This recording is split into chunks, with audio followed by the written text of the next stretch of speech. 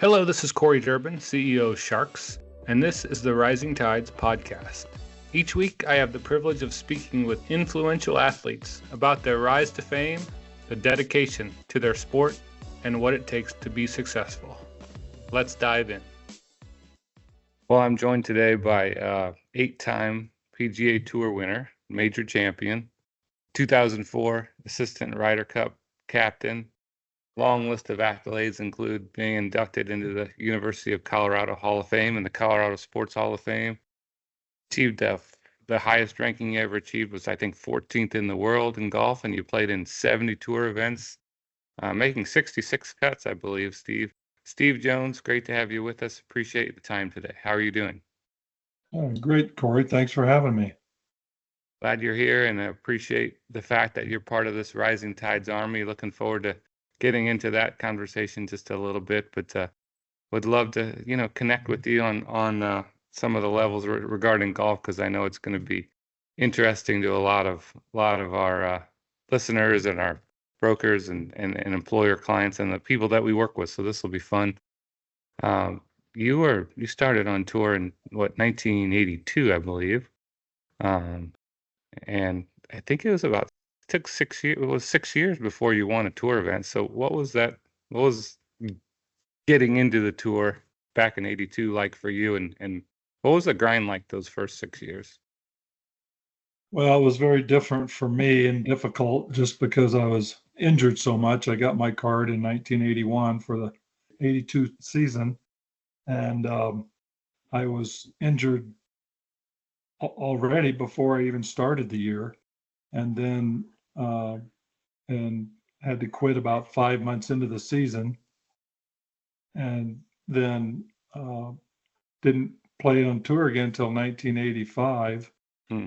After I took about a year and a half to heal up and started playing other tournaments, little mini tour tournaments and things like that. And it was rough in the beginning. I thought it was pretty easy when I first got my card, and it's like, okay, here we go. But a thumb injury took me out for a couple of years, and then kind of worked my way back and got my tour card back in 1985, and lost it again in 1986, and then 1986, I won tour school in end of November, December, and that put me back on tour. And I never went back to tour school after that, so that was good.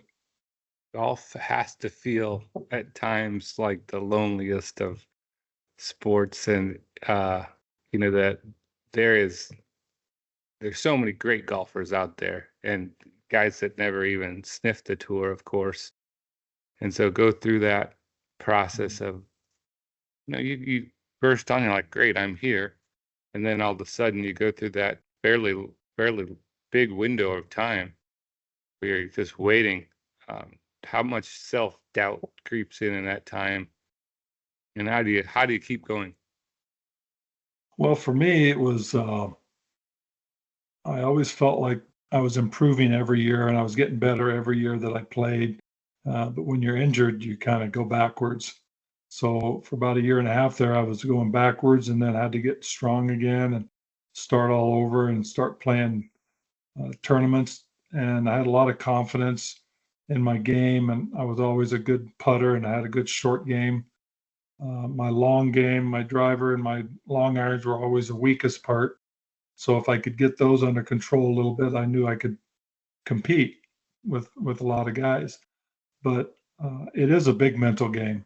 I think with every sport and even business and lots of things you do in life, it's a mental game. And for me, I was always able to um, have good support from my family and friends. And then in 1987, when I married Bonnie Buckingham, I had lots of support from her, and that's kind of when I started winning after our marriage.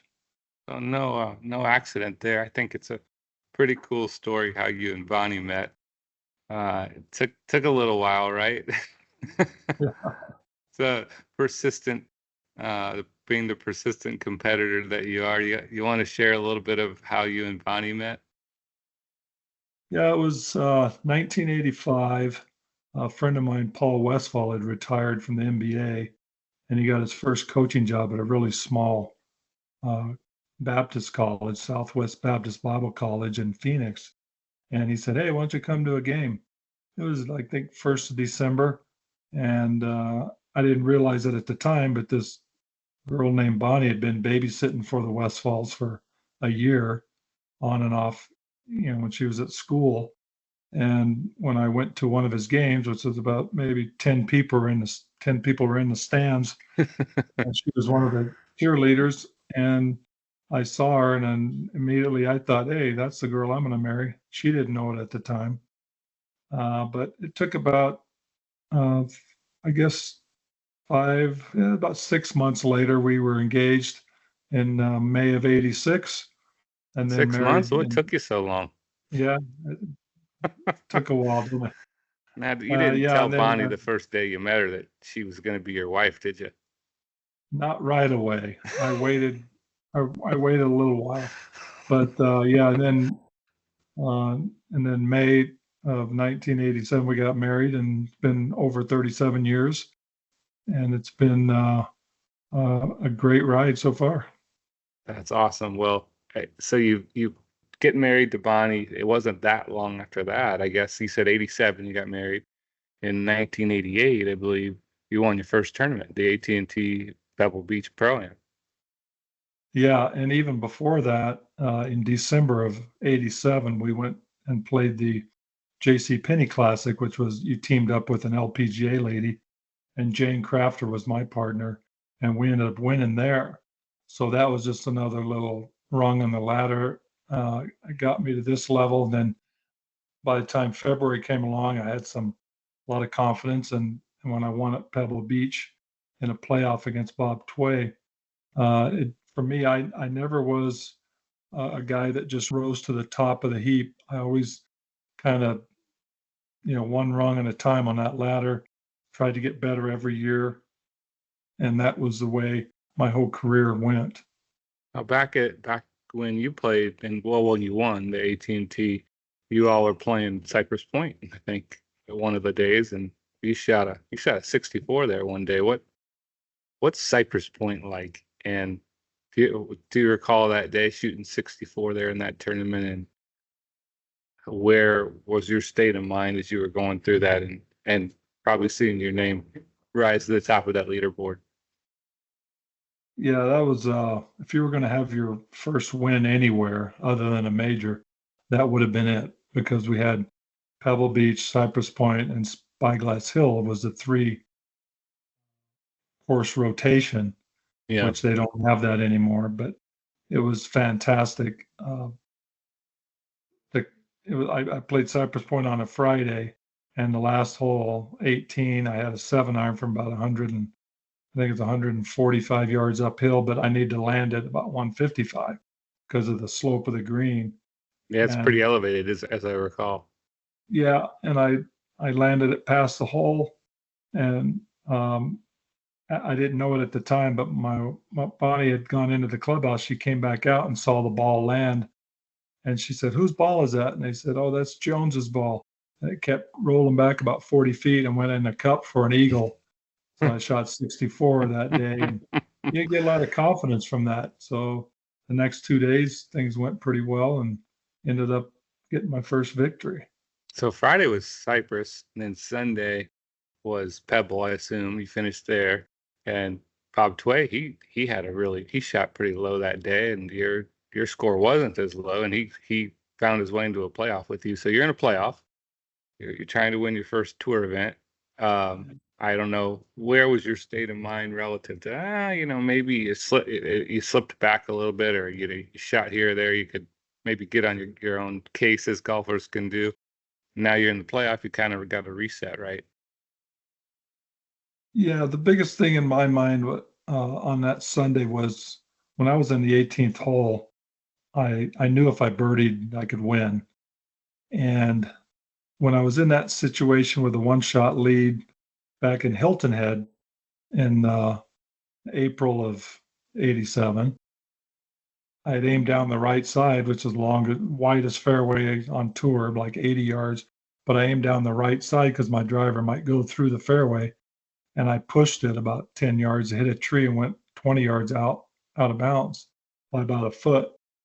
And I ended up losing by 1 to Davis Love.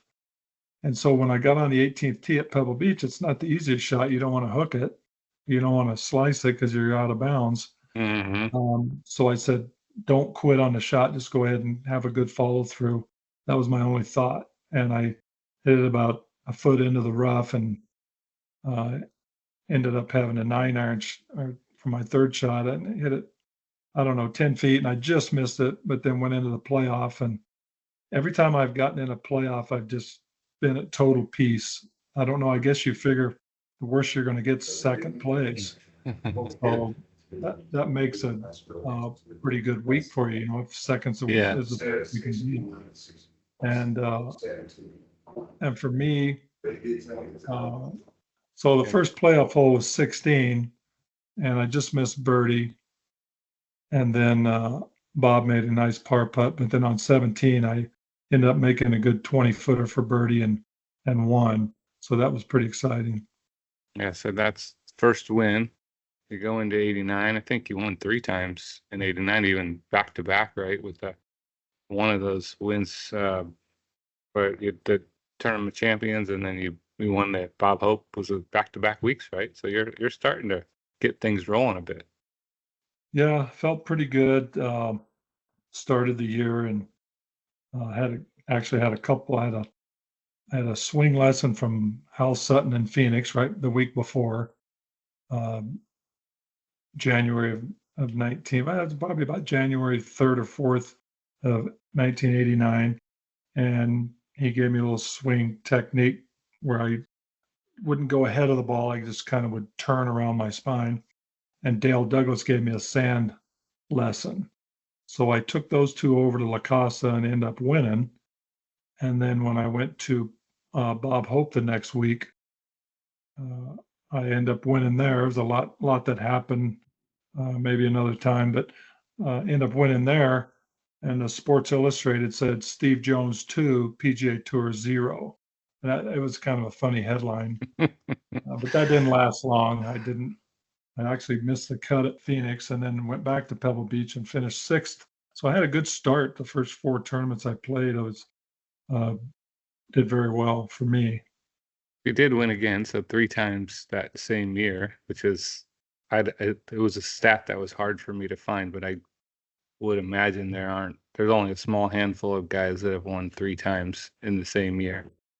I don't know if you know that number, but I didn't see it. But then after that, you know, what happened after 89? Because you had some injuries, and can you talk about that a little bit?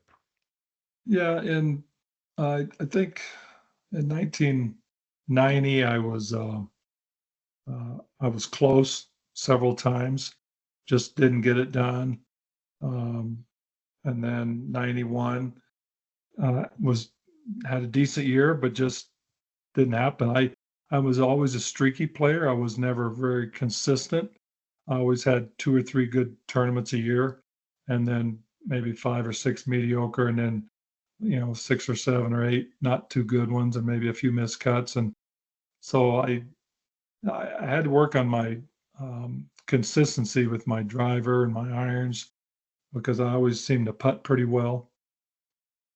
And then in 1991, at the end of 91, I got in that motorcycle wreck out in the dirt bike out in the desert in Arizona, and ended up taking off almost 3 years. So didn't start playing again until end of 94. So what got you on the motorcycle? Was that something you had historically done? And as far as recreationally, and what led you to say, Yeah, maybe this will be a good idea? yeah, that'd be a good idea, right? Is it ever? Yeah, But for doesn't me, seem to be statistically, right? no. I mean, for me, it was I grew up riding a little bit, not very much. My parents didn't want us to own a motorcycle, and they've always felt they were too dangerous, which they can be. But I'm thinking, well, a dirt bike, you're not out in the traffic, it's no big deal. And I had enjoyed it, and my wife and I were riding around, and then later on, a friend of mine got on her bike, and we tooled around and ended up, wrecking. He Mm. wrecked in front of me, and I tried to avoid him, and I wrecked, and we both got injured. Mine was a little more costly than his. It took me out a couple more years than him too, since busted up my left finger. But at that time, my faith in God really got me through a rough time, probably the roughest time in my career for golf for sure. When a lot of people are like going, "Why don't you just go try to play?" And I'm like, "I can't play. My finger, I can't even grip the club." Right. So it took a couple years, and finally started playing in '94 a little bit, practicing, and played a couple little tournaments, and then kind of started the season again in '95. And did you even have to kind of learn a new grip for you because of the finger issues? And is that something you still use today because of that? I did. I used it for 8 years. I usually do an overlap grip like this, but I went to a reverse overlap because this finger wouldn't, I couldn't bend it very good. So I set it on the back of my hand this way, like a putting grip. And I used that for 8 years and ended up winning the US Open in '96 and twice in '97, once in '98. And then about 2003 or so, I went back to my overlap grip Yeah. and been using that ever since.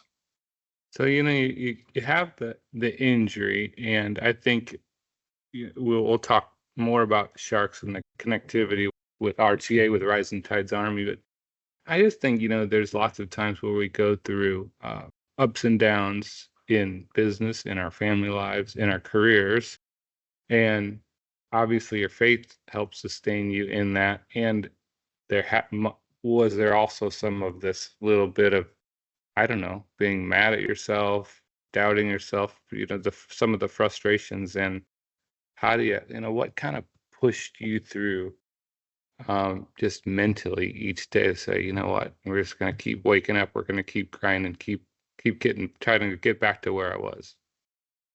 Yeah, we had our first kid in February of '91.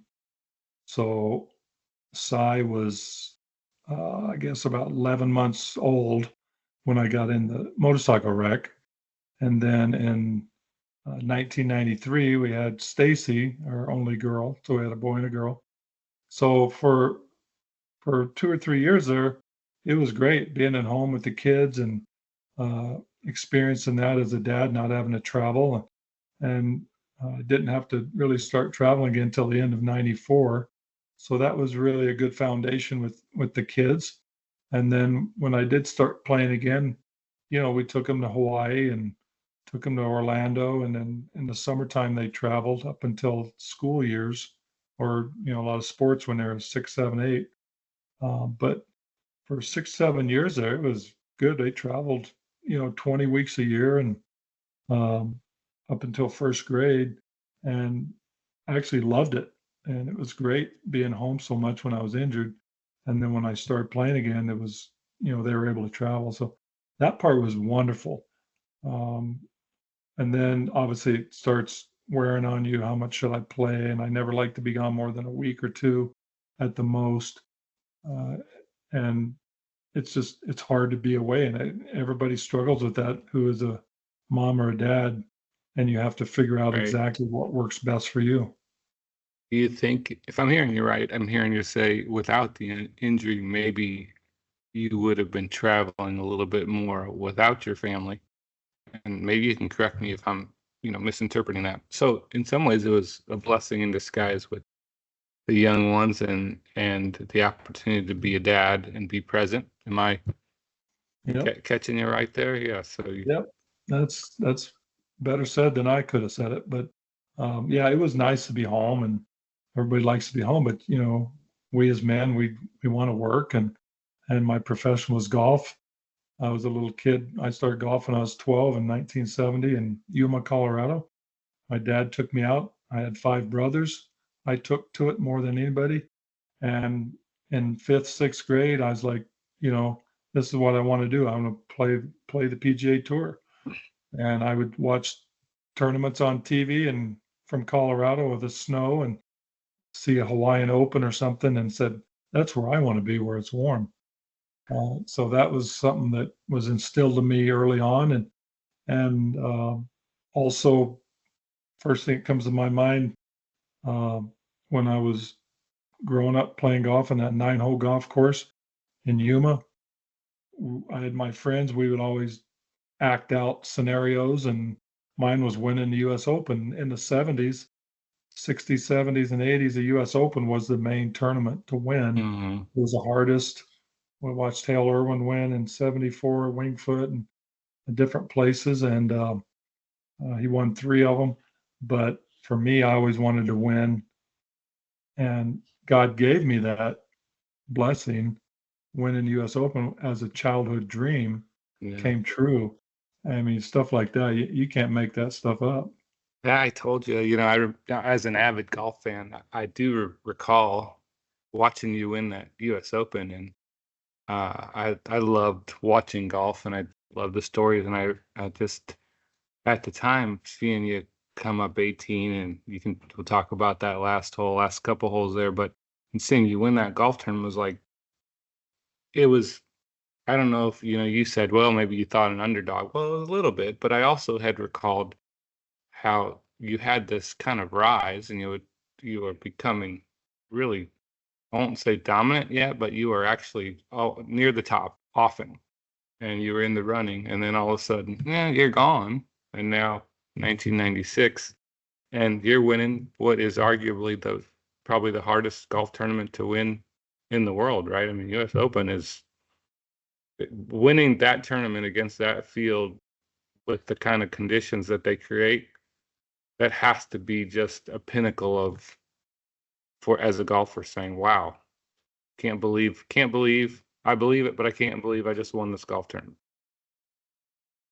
Yeah, I mean, it's hard to win, and um, it's hard to keep your card for a lot of guys, and everybody has their ups and downs, and uh, some people are just blessed with great talent and good concentration, and I didn't really have much of either. I had enough, but I had a lot of determination, and I didn't have any quit in me. My parents always said, don't ever quit, do the best you can. And my dad was a coach, my mom was a good athlete, and uh, they were very simple in their words of encouragement to all 6 boys. And we had a really good athletic family. And I think a lot of that showed in my career, a lot of the discipline that my parents gave me early on as a kid. In the 60s, when we would play baseball, my mom was a uh, little league baseball coach, and she could really hit the ball, golfing and baseball, and she was good, and got a lot of talent from both my parents, and just I think just the fun. I think they really made things fun, and I enjoyed playing golf, even when we played 4, 5, 6 times a day, round and round that 9-hole golf course. I just enjoyed it. I couldn't get enough. Nobody Yeah. ever had to make me practice. I wanted to practice on my own. I wanted to get better every year. And that's what I would encourage any kid that wants to play a sport for fun or just to learn how is uh, is go out and just enjoy it and do it as much as you can, and um, try not to make it too boring. So the enjoyment part, I mean, there had to be significant amount of enjoyment that day. Can you take us back to that day, walking up 18? It's not in the bag yet, right? Because I think you were tied going into 18, if I'm not mistaken. So what was Yeah. playing that 18th hole like? And then what the feeling of winning? We got an incredible picture of you with your family.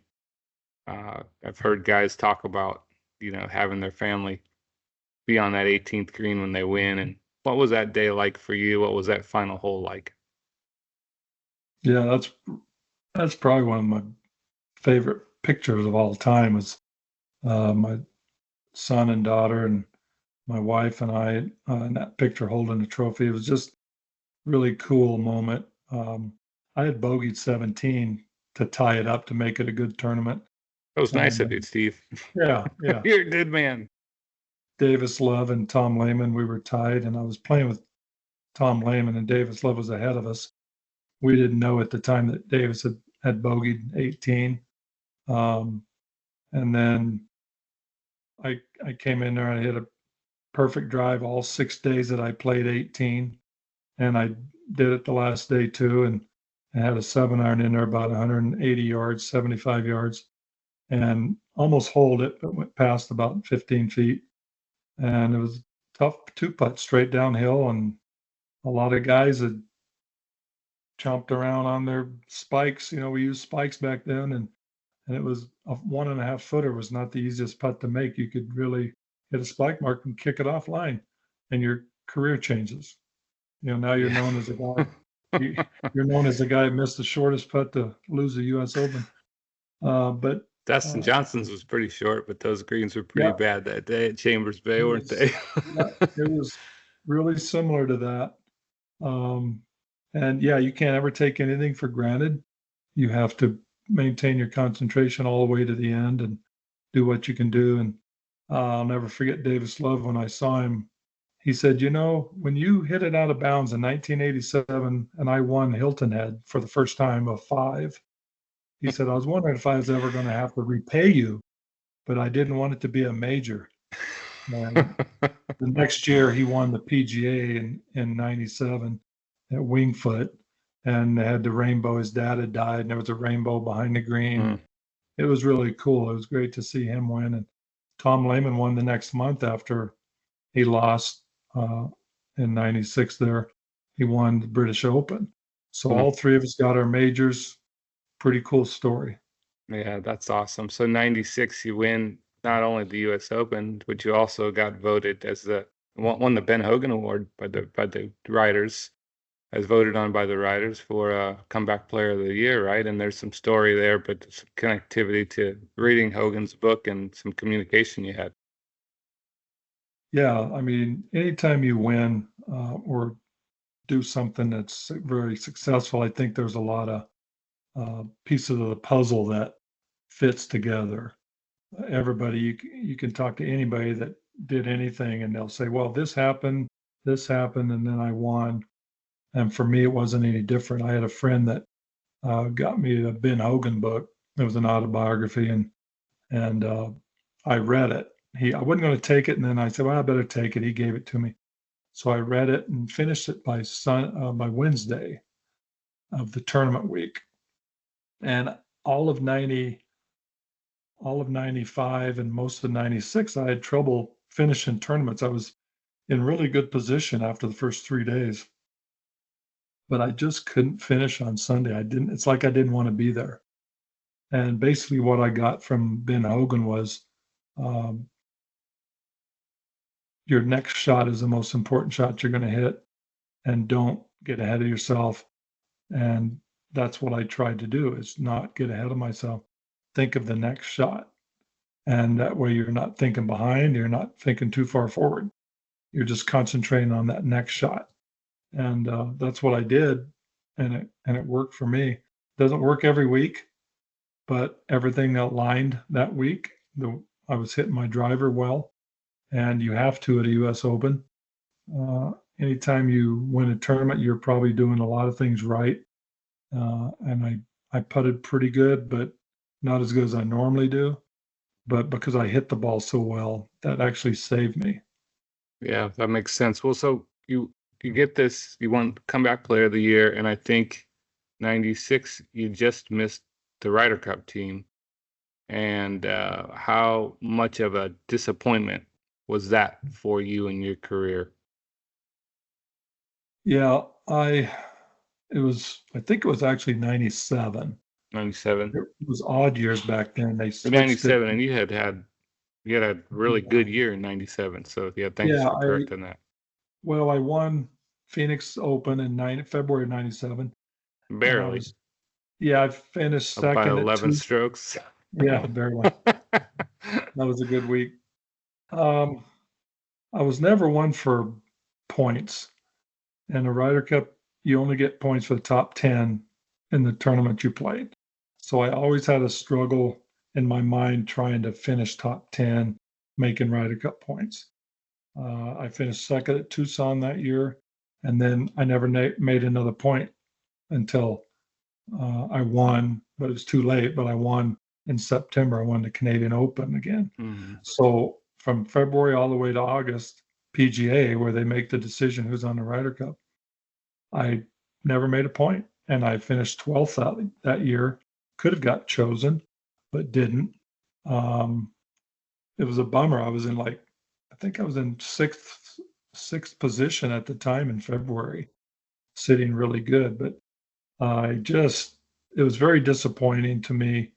And until Hal Sutton asked me to be assistant captain in '04, I didn't realize how disappointing it really was going to be till I got to the Ryder Cup and saw everything, but didn't get to play. Even though we got beat pretty bad that year, it was still the experience would have been amazing. And it's probably the one thing in my career I wish had happened, but it didn't. And you have to move on. So 2004 to assistant Ryder Cup captain, and I guess I was expecting maybe it was going to be a little bit of, I won't say redemption, but fulfillment of being at least a part of it. But I actually hear you say it would almost felt like more like disappointment to some degree because you saw what was going on there, and more it added to the regret if I'm hearing it correctly. It was both. I mean, I was disappointed, but I was there to help the players in any way I could to help them succeed that week, and I tried to do my best, and so did Hal, and Jackie Burt was the assistant also. Um, the weather changed on Thursday night. It was 85 degrees and humid, and we woke up Friday morning. It was 50 degrees and windy, and it was cold. It was cold until That was about at noon. Oakland Hills, right, where you won Yeah. the U.S. Open. Yeah, and that's how Sutton was thinking maybe that would help some of the players if I could give them a few tips on certain things here and there. But I think the weather change was the biggest thing for us. It just killed our team. We could have played way better, I think, when it was hot and humid. But that weather change, and of course the Europeans, I think they're more used to cold weather and wind, Mm-hmm. and it just almost like a light switch turned on for them. I mean, they're making putts from everywhere, and here we go again. It was tough. It was tough on everybody. But that's the beauty of the Ryder Cup. I mean, it's very competitive, and hopefully, you know, next year in 25 we can get it back. What was it like being part of the team or helping captain a team that Tiger was on? Was you have interactions with Tiger, and how was that dynamic with those the young Tiger? Right, might have even been just his rookie year, close to it. Yeah, that was his first. No, I'm sorry, it wasn't. He was his first full year as a rookie was '97, so this was 7 years later in '04. Oh, 04, But yeah, I have my dates backwards, but yeah, and um, I was following Tiger and Phil in the morning match the first day on Friday, and Phil had switched equipment the month before, went to Callaway. He had a year and a half left on his Titleist, but he switched for his own reasons, and I think that really hurt Phil as a whole. He wasn't quite comfortable with some of his equipment yet. It's kind of hard for anybody to be that comfortable, especially in the Ryder Cup situation. And right.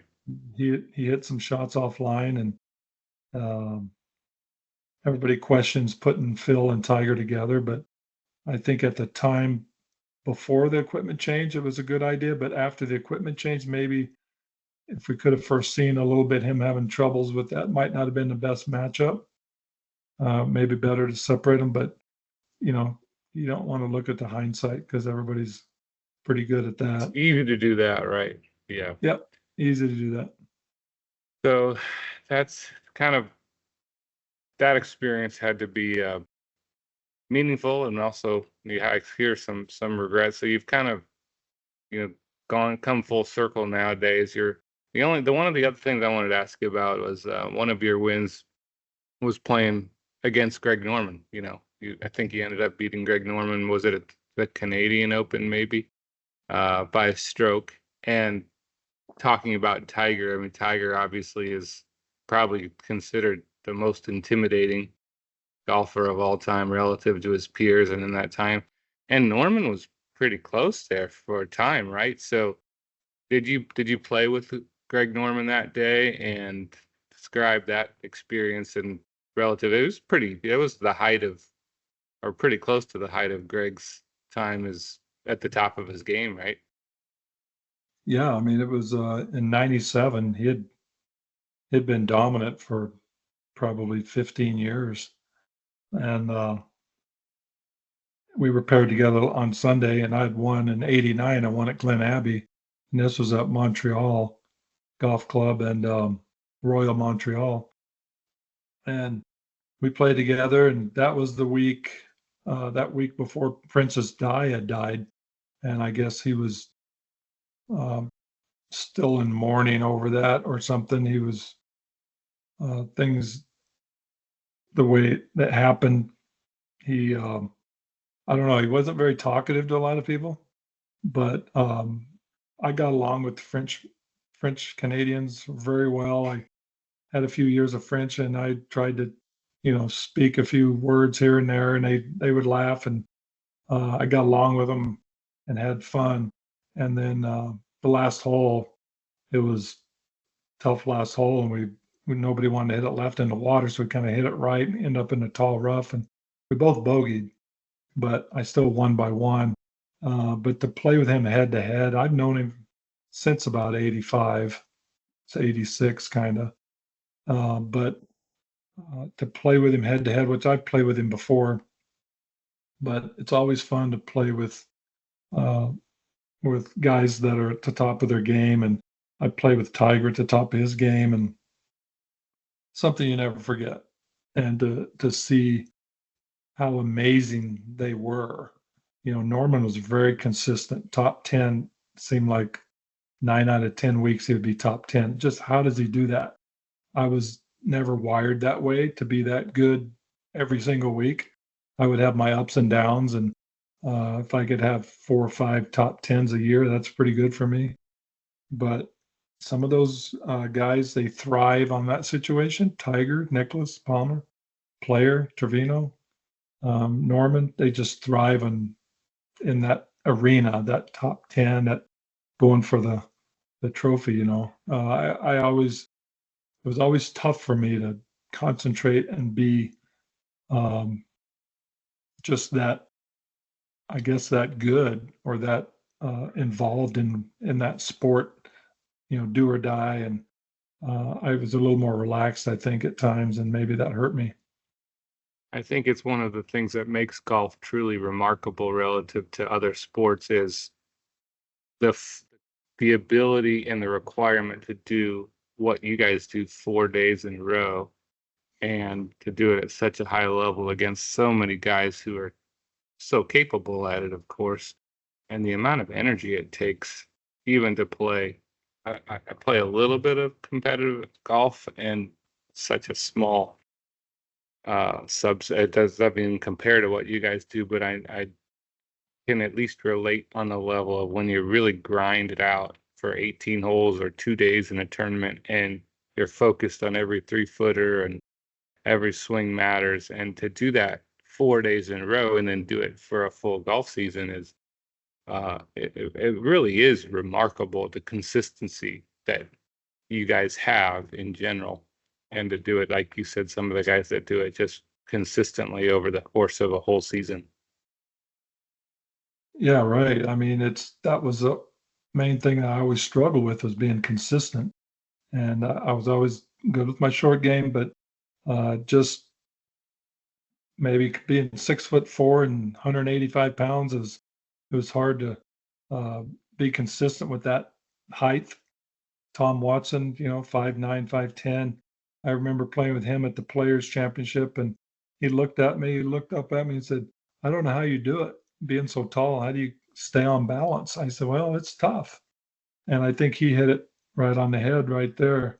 That it's hard to keep your balance, and you have to be real strong, your core. And back then, I never really worked on my core strength and like the guys do these days. And maybe, Mm-hmm. now with the way they work out now, it would have been better for me back then. Who knows? But we're all born at a certain time for a reason. Yeah. So who would you say you enjoyed playing with the most, or is there a round or two in your career, apart from the '96 U.S. Open, that is the most memorable to you? Most memorable you played, the best round you played, again, besides the '96 U.S. Open, which I would assume you'd put up there pretty high.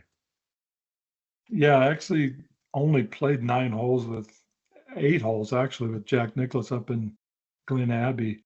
So that was fun. I already knew him for quite a while, but that was the first time I really played with him. I was in a practice round, and that was fun. And then I played a competitive round with Chi back in the '80s in Florida. That was pretty cool to be with him. And um, I had a chance to play with Arnold Palmer, but it was a hot day, and I said, my guy had dropped out at the Bay Hill and he always plays with guys. And I said, no, I don't want you out there. He was, I could tell he would have struggled. It was really, really hot. And he was like, I think 80, 83 or 4 at the time. And I Mm-hmm. said, I wanted to play with him selfishly, but I was thinking of him more because I'm like, I don't want you to be out here for 4.5 hours and possibly, keel over, and Steve Jones killed him. We But might not have blamed you specifically, but yeah, well, I think but no, I mean, it's one there's of the great lots of parts about golf, though, is how it connects people. Certainly connected us. I met you through Gary Hallberg, of course, one of our right. brand ambassadors, also, and good friend of yours. And you guys have both been connected in the golf world for a long time, and we connected, first played around at golf, and eventually, you learned more about SHARx. And I think the competitive side of what you've done in golf is one of the reasons some of the guys that are attracted to what we're doing are attracted to being part of this Rising Tides Army. And I know you've even got some family members that have some health challenges too. So, the connection. Can you talk about that for a few minutes as we get close to wrapping up? What drew you to SHARx, and what we do, and some of those things. And am I off track in saying there's that desire to help people, and also the connectivity of competing and doing something that makes a difference? Oh, definitely. I mean, in 2022, when I met you, and I think it was October, into September, October of 22, we met and played at TPC. Mm-hmm. And right away from the very beginning, I I got it, what you were talking about. I'm no brainiac, but the way you laid out SHARk's plan and how it helped employers, helped employees, and gave everybody a break, in their finances. It just blew me away. I couldn't believe that this was out there. And for the last couple of years, for me, SHARx has been the best business I've ever been connected to. And I think it's going to help so many people, and already is helping a lot of people and businesses. Um, and it is very competitive. Uh, I like it when I'm associated with a business that makes a difference in people's lives and helps them. And this, SHARx is incredible. As Brock and Heath and a lot of guys have said, this makes a big difference in people's lives. And employers that give it a chance, they don't regret it. And it's just incredible, the opportunity I've been given. I thank you for that.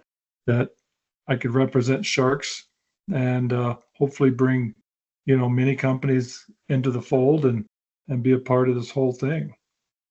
I think I appreciate those words a whole lot. And at the end of the day, how do we make a difference in lives is what we talk about. And I think SHARx has made such a huge difference because we don't profit on the problem. And that's why I think Rising Tides has become the movement that it's becoming, because it is really an organic kind of grassroots movement where guys like you that say, you know what, it's great. I've had success in the field that I've been in.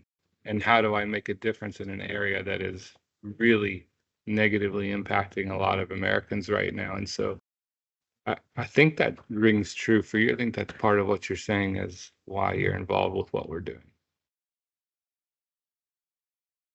It is. I'm just thrilled to be a part of SHARx, and uh, I just can't wait for the future. And I hope we, help thousands more.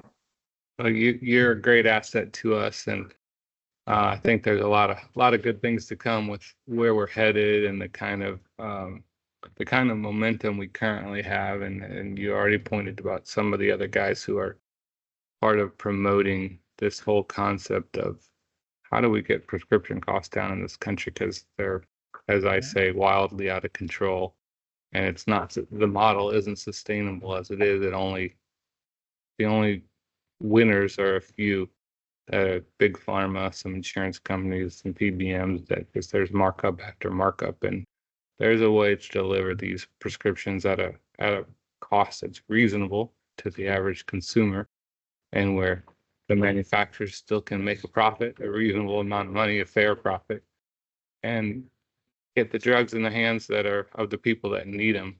And so that's what we're really intent upon doing. So you being a part of that is great, Steve. We're so glad, and it's great to catch up with you. Um, we have guys who have had success at the highest level of their field, and you've certainly done that. And so wanting to hitch your wagon to what we're doing is meaningful to us, and it's great to go down this kind of memory lane with you and hear how you got to where you got and the things that you worked through in your career, because there's ups and downs, right? And without the downs, without the valleys, the peaks aren't quite as meaningful, are they? That's right. So I agree totally. Yeah, I mean, you it's easy to smile when you're up on the top of the mountain, right? But when it's down low and um, seems like nobody really cares. But I think SHARx really helps people when they're down and out, and that's most important thing for me is helping those people out. yeah. Well, thank you, Steve. Appreciate your time today. Look forward to hopefully catching up again in the near future. And let's keep stirring up this army and this movement and see if we can't make a big change, make a big difference in a whole lot of lives. All right. Thanks, Corey. Keep up the good work. Yeah, talk to you soon. Thank you.